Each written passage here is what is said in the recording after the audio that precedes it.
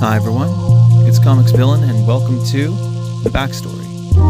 In comics, just like in life, more often than not, you learn about the current life of the main character and later learn about their backstory.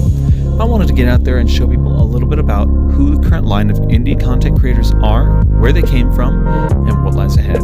In this series, I've contacted each creator to get specifics on themselves to share with you today. Alright, let's dive in. On this episode, we talk about Eric Weathers.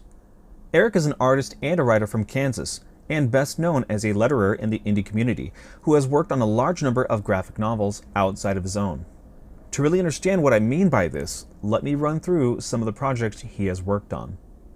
Graveyard Shift, Jawbreakers, Jawbreakers God King, Graveyard Shift 2, Ravage Kill All Men, Blood in the Jungle, Florida Man, Offworlder, The Wraith, Desolation Wave, Devil Dog, Red Rooster, The Good Knight, Downcast, Brutus the Badass, Monster MD, Shinobi Sasquatch, Asami Children of the Rusu, Orb Weaver, Avior, Iron Skies, Door Kickers, Earthworm Jim, Doom Kicker, Gunship Thunder Punch, Xenotype, Black Forest, Flying Fortress, Operation Zephyr, Ardana, and Chromosome 96, to name a few.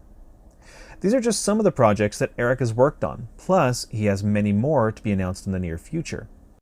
Eric has been involved in some of the most well-known books in indie comics. If you have been supporting Comicsgate books, chances are his lettering may have graced its pages. He has had previous campaigns on both Kickstarter and Indiegogo. His current campaign on Indiegogo is called Flying Fortress, which as of the making of this video has made $27,533 by 526 backers. You can catch Eric on Twitter as well as YouTube. What got Eric into comics and which artists and writers have inspired him? He says, I was a 90s kid. Fox Kids cartoons of X-Men and Batman are what got me into comics. Some of my first books included X-Men #1 in 1991, Frank Miller's Wolverine story, and Web of Spider-Man. After Image launched, I was all in on anything Jim Lee was drawing. When I was younger, Jim Lee was all that mattered. As I've grown older, my influences vary wildly. Greg Capullo, Ryan Otley, Lanil Yu, Dave Raposa are the names that come to mind of artists who really make me want to hit the drawing table when I see their work. But I do more than drawing. I guess I'm most well known right now as a letterer. The 90s lettering king was Tom Orzechowski. His style has a lot of influence on how I letter a lot of what I do. I think not many people give props to letterers, but maybe most do not realize how difficult it can be and just how much of an art it really is. For those who are creators, such as writers and artists who hire others to do their lettering, I think they are most aware of this and are probably the most grateful. If you meet a letterer out in the wild on social media, please give them the thanks they deserve. I asked Eric where he studied and how he got started in drawing, writing, and lettering. He states, nowhere really. Well, I only ever took art classes in high school and some in college, but none of it was related to sequential art.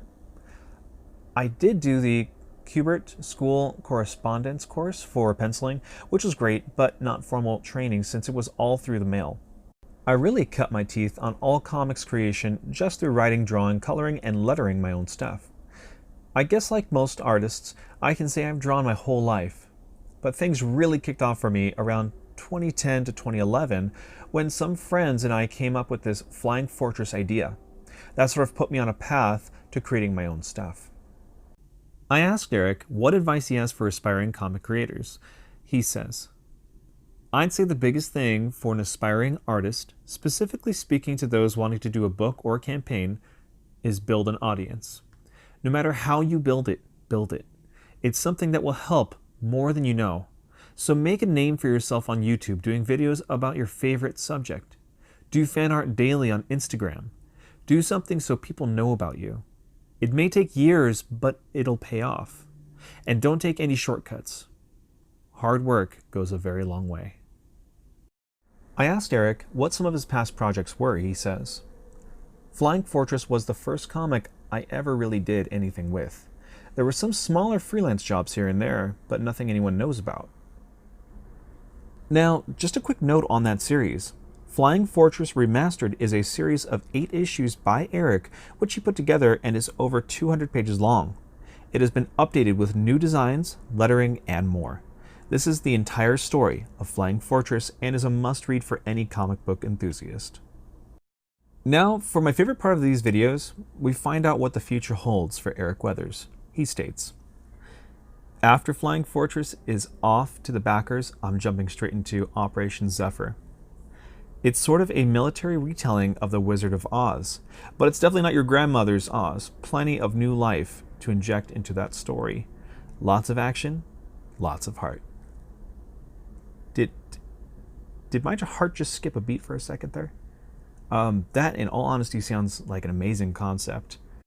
I can easily say I am really looking forward to this one.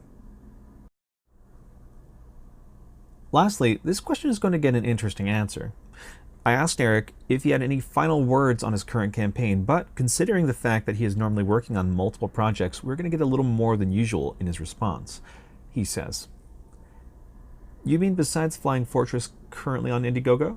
I've got my fingers in a lot of pies, so to speak.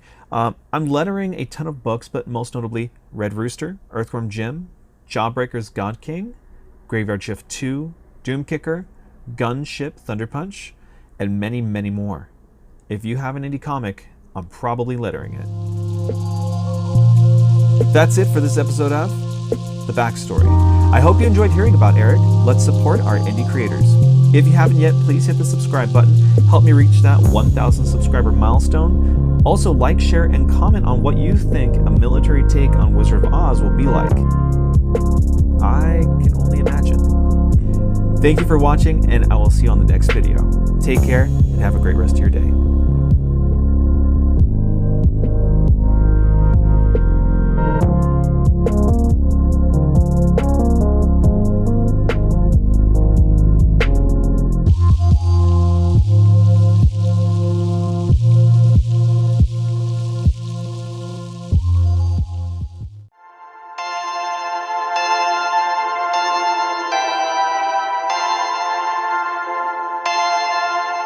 Perfect.